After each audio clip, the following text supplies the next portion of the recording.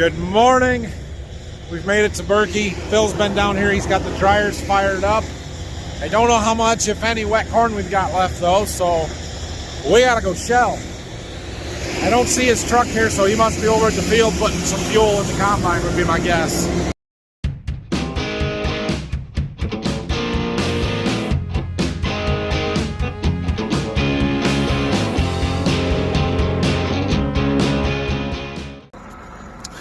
Phil did put some fuel in the combine, and I got the grain cart fired up there.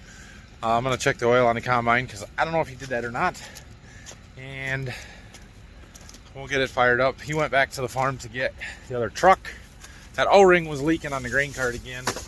I had one more in the toolbox there, so I changed it, but they're clearly not the right O-ring, otherwise they wouldn't keep blowing out. So temporary fix, but my plan here is to load up the trucks and get stuff so we've got some wet corn so we can keep the dryers moving, and then when we get a chance to take a break, I will pull that solenoid out and take it over to the John Deere dealer that's 2 miles from here and see if we can't find the right O-ring.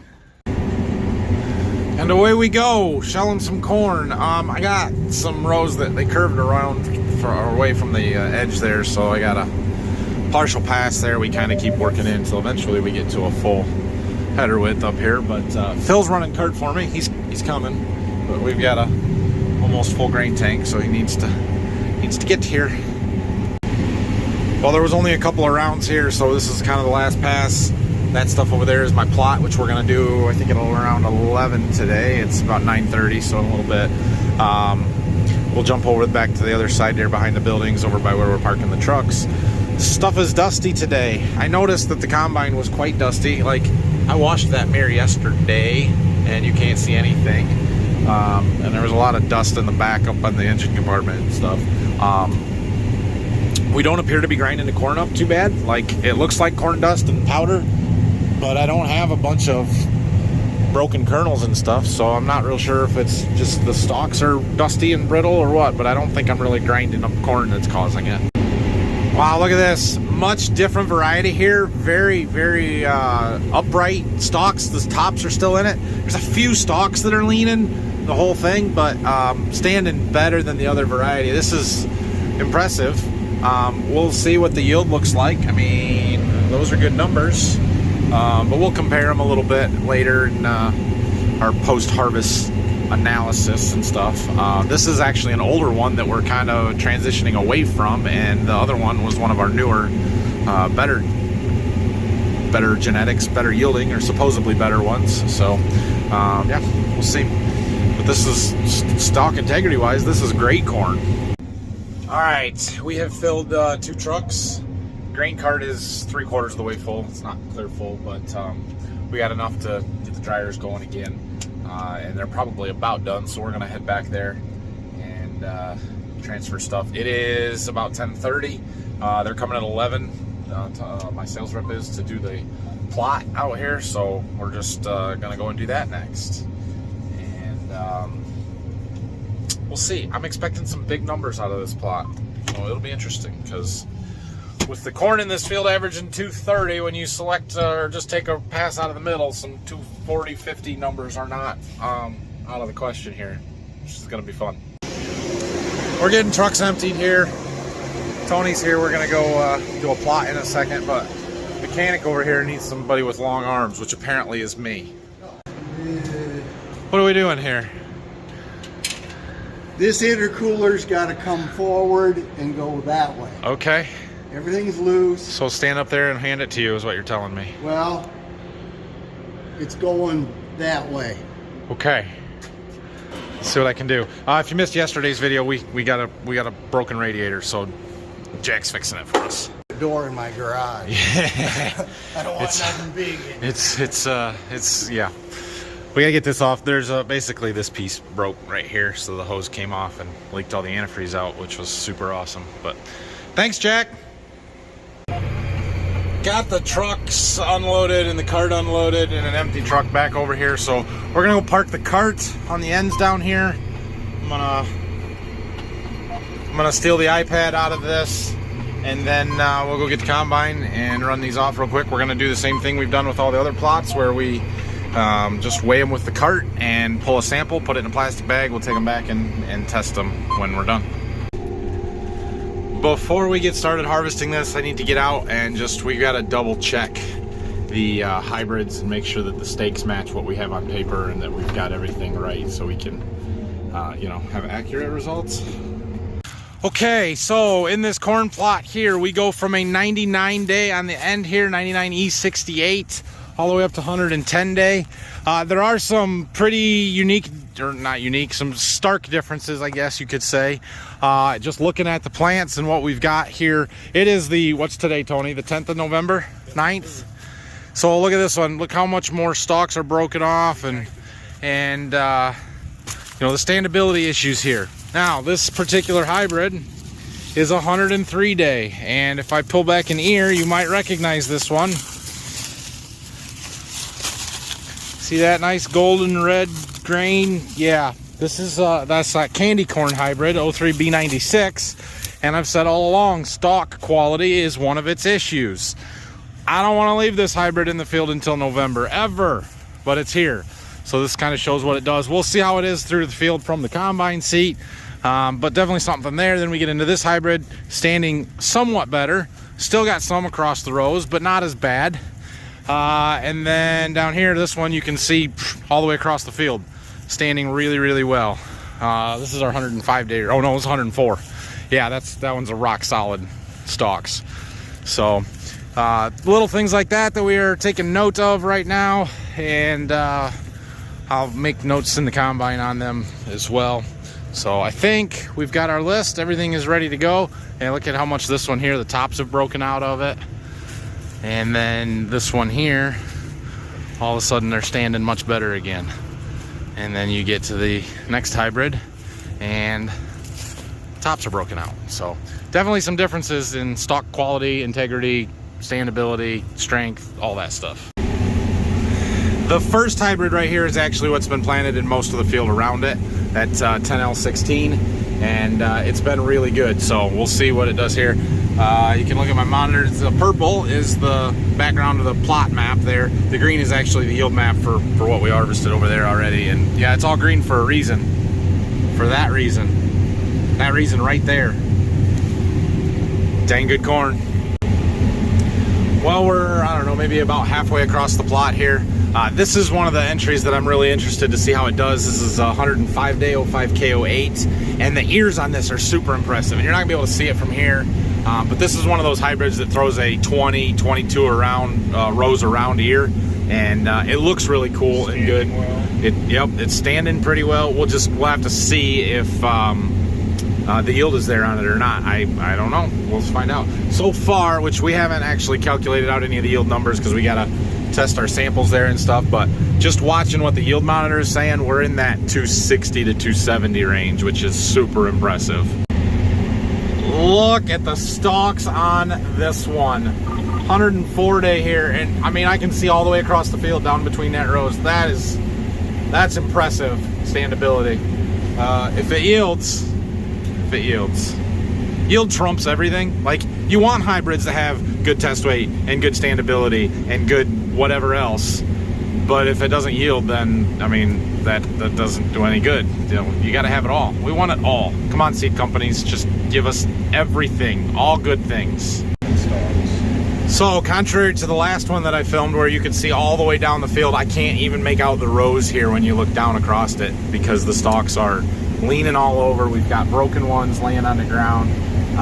That's not great. I don't like this, but we're in that 103 day. It's 03B96. The grain quality on this is outstanding, and if you can manage the stalk issues, it might still be a fit somewhere. But you know, this is a September, early October harvest, and a must get sprayed with fungicide, although this did, and the stalks are still no good. So letting it stand until November is not really gonna work. Not gonna work.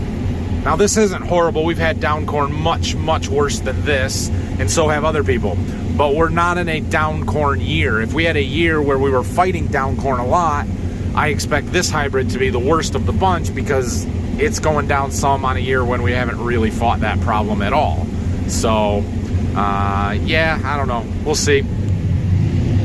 It's beautiful corn though. Just gorgeous stuff. All right, we're down to the last 2 entries here. Unfortunately, I don't know if you can see it, my grain cart is full, so we're gonna have to stop and empty it, which we've got an empty truck, we can do it. This entry here, this is our 102-day 02K39, and this is the entry that won my plot at Waldron, kind of won. I say won, but it was really third. The 2 that beat it were experimentals though, 113-day and 109-day experimental. So of all the varieties that I can actually sell, commercial varieties, this one was the best. It'll be very interesting to see how it compares here at Berkey. Okay, well, we are done with the plot. These 7 rows are what I had left here because when I was off and whatever, I'm finishing it up. So that's done and out of the way. We've got to go back and do our samples, and Tony's going to run and get us some lunch real quick. It's 1 o'clock, so it's yeah, past time to get something to eat. And then we'll keep moving over there. We should get a fair amount done here yet today. Dad's on his way. He should be here any minute, probably 2. So he'll probably jump in the combine here this afternoon, and I'll get back in the cart, and progress will be made. All right, Tony went to get me some lunch, or get all of us some lunch. Oh yeah, I already told you that. I am running these samples and getting moistures and test weights and stuff. Phil's emptying the truck that I just brought back. Those dryers are, we don't have any wet corn, so we got to keep moving here, but he's reloading it now and should get it going again. Okay, we've had lunch, we got the plot stuff done, the dryers are running, but we're out of wet corn. We got none left, so it's time to go shell. We can do a lot here because we'll be able to load the overhead, the trucks, whatever we want. I'm taking the drone. Dad is here, so he can combine, which means that I can sit in a grain cart, which is a good spot for me to fly a drone from and do live streams. I should do a live stream today. Maybe, probably tomorrow. I'll probably do one tomorrow. Watch for that. Back in the grain cart tractor. Dad's in the combine. I don't know how many acres we've got left in this field, but it can't be a ton, maybe 30, something like that. So I don't think it's going to take us too long to get across here. We should be able to get it done easily today. It'll probably be 7 o'clock or so before that happens, but that's okay. We might jump across the road and do a little bit tonight yet. My goal is to get the field across the road. There's like 72 acres there done by the end of tomorrow. And if we can do that, I'll be pretty happy. So we'll see. This is really good corn though. We got a lot of bushels to haul. I was gonna wait a little bit, but I think where we're at now is actually a really good spot to get the drone up. So I'm gonna go ahead and get that fired up. Let's show some drone footage. Side benefit of having an iPad in the cab, I can use that, hook it right to my controller. We're getting our gimbal calibrated because my drone is old and crappy, and every time if I don't calibrate the gimbal, the picture is crooked. So that looks good. Now finding a flat spot to launch it. That should work. And we're up.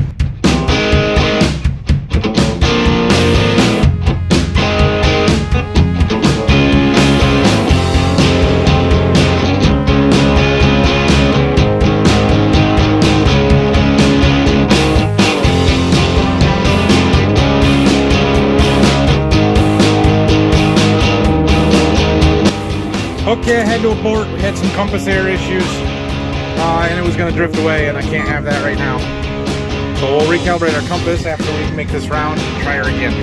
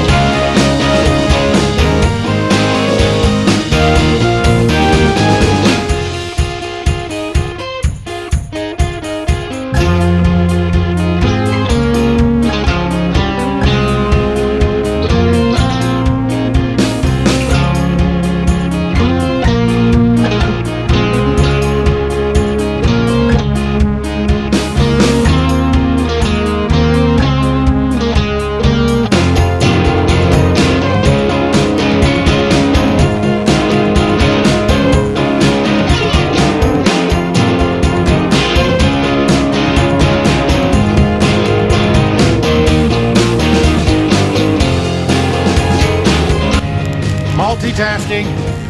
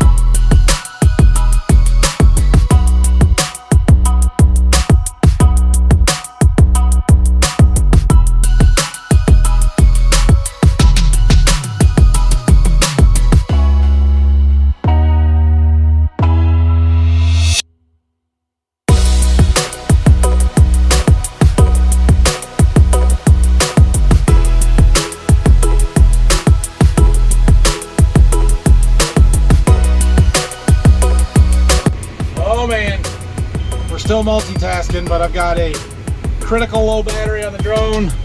Dad's unloading.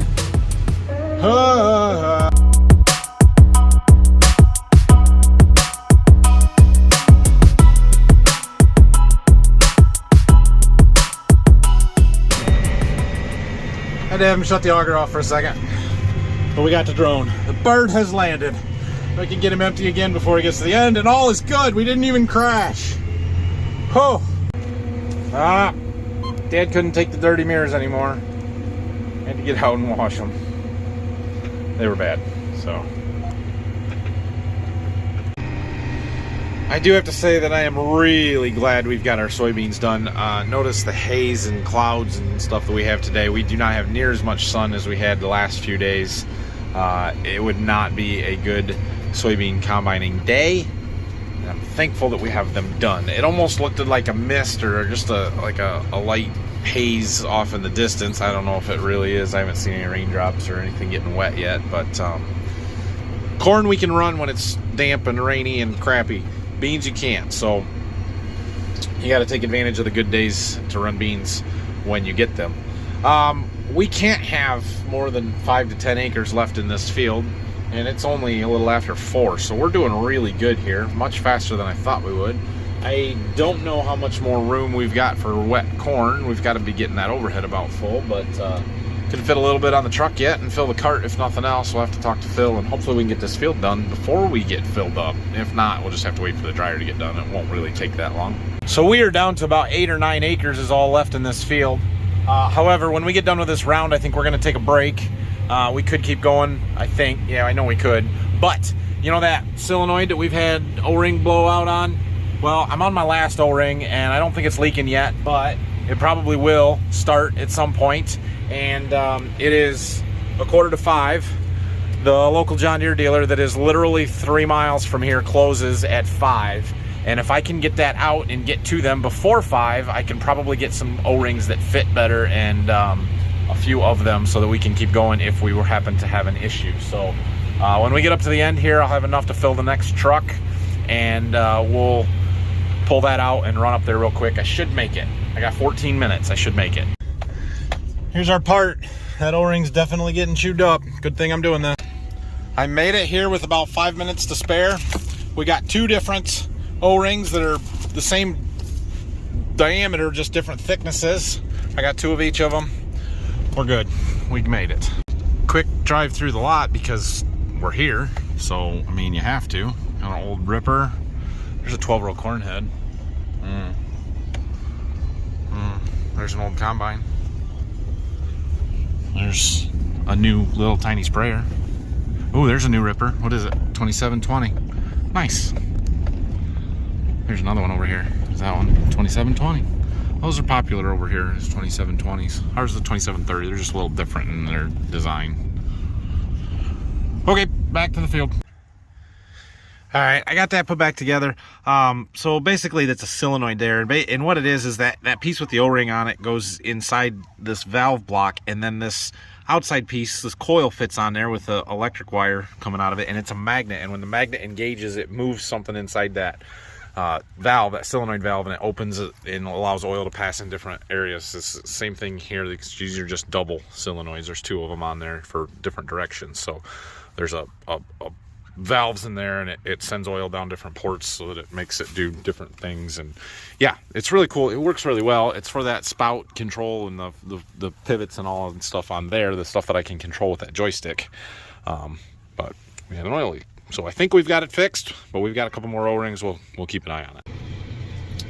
So 2 years ago when we were shelling corn here, I was making videos, and it was at this spot right here, doing exactly what we're doing when he hit the button to go turn the unloading auger on, that it didn't work. Oh good, the unloading auger's still working. It didn't break like the last time we were here. See what he says. Oh yeah, somewhere in here, eh? It was somewhere in this vicinity. Yeah. If you don't know what I'm talking about, go way back to the beginning of my videos. I think it's number 38, if I remember correctly. We had a bad day. On the old S680, the unloading auger system kind of grenaded and blew up. We had to put all new unloading augers and such in to finish this field. And this was the last field of corn, which made it worse. We only had like... Good times. Yeah, something like that. I think that was the last field of corn, though, that year. I think that's right. This is our 40th year on this farm. Wow. Wow, that's, yeah, that's a long time. 1982 was the first year. 1982 was the first. See? Yep, that sounds right. I'm gonna guess this is probably the best corn crop that's ever come off it in those 40 years too. The best I remember. Oh, well, you're pretty good at remembering stuff from the 60s and 70s and 80s, so I would guess that's probably true then.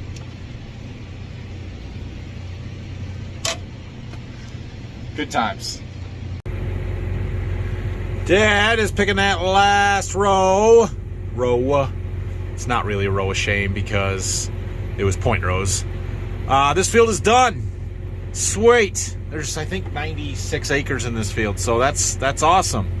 It's only 6:15, so I think we'll probably jump across the road and keep doing some tonight yet, but sweet. Let's find out how this field did. So where'd we end up here?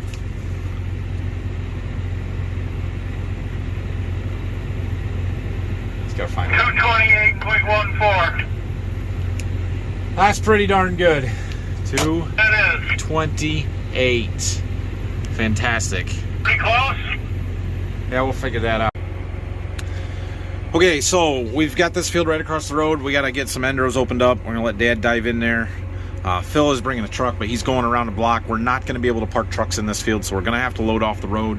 That's part of the reason we're jumping to this one, though, because it's going to get worse if it gets wet and we get rain on Thursday. I talked to somebody from back home, Waldron, a little bit ago, and they said it is raining there right now, which is not good because I want to plant wheat tomorrow. So I don't know. We'll have to see how much they get there.